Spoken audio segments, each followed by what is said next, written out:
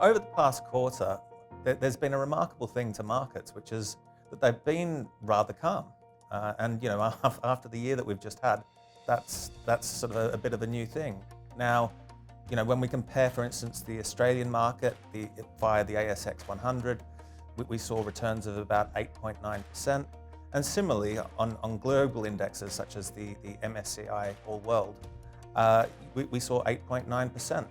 So it has been a relatively calm and stable environment. When we consider all the indexes that we follow, it was, and that includes all asset classes, it was really only the Japanese Nikkei 225 that saw a negative return over the period. In terms of headwinds to consider looking forward, there are probably two main things to consider. One, of course, relates to COVID itself. I mean, it's COVID that's dominated a lot of things from an economic point of view for the past 12, 18 months, and it will continue to do so for some time. The main focus for us is the Delta variant, and of course, the key issue with the Delta variant is not only is it more transmissible, figures are looking at about 3 times more transmissible than the original strain that came out of Wuhan. But the other issue is, of course, that it's hitting elements of the population that were previously untouched. So most importantly, children.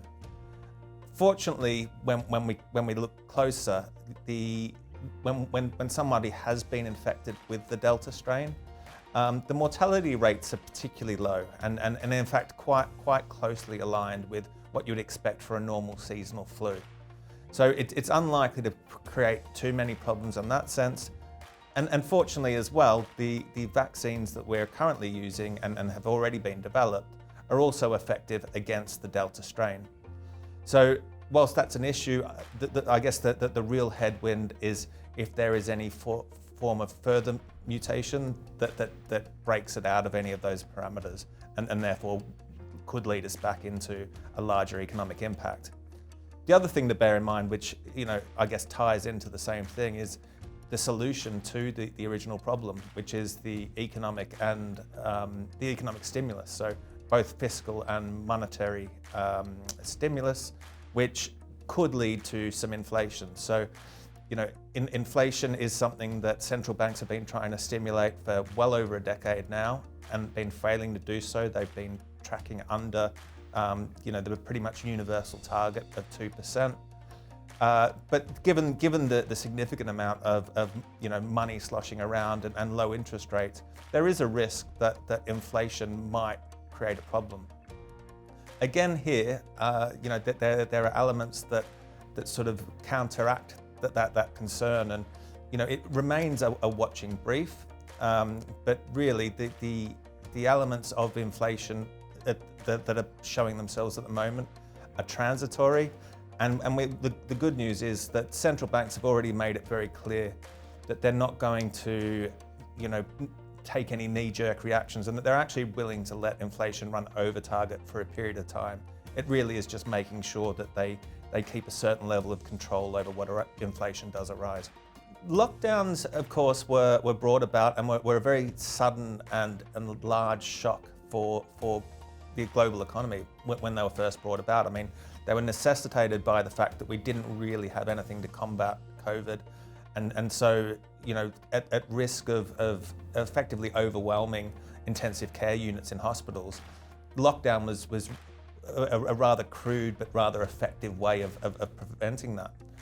The interesting thing, a year into the problem is that what we've seen is that economically speaking, it's more been a shift in spending behavior than it has been a reduction in spending or a more meaningful impact. So what we're seeing less of is spending on services. So think about entertainment, think about restaurants, those sorts of things, and more of a spending impulse towards goods.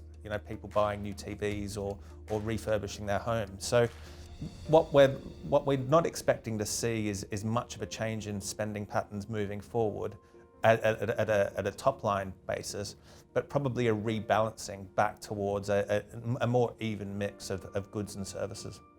The outlook in markets for 2021 is actually reasonably positive. The combined backdrop of low interest rates and continuing government support is one that really does bode well for risk assets such as equities. Outside of any sort of systemic shock or a bout of vicious inflation, and by that, there are certain forms of inflation that can be difficult to tame and might alarm authorities, but they are rare and not considered to be high probability. The environment is actually quite positive for share markets in general. And so looking forward, what we're expecting to see is reasonable returns from shares, probably not as high as what we've become used to in the past 12 months, and with a little bit more volatility. Probably a little bit more from more traditional sectors, but ultimately the road ahead is looking good.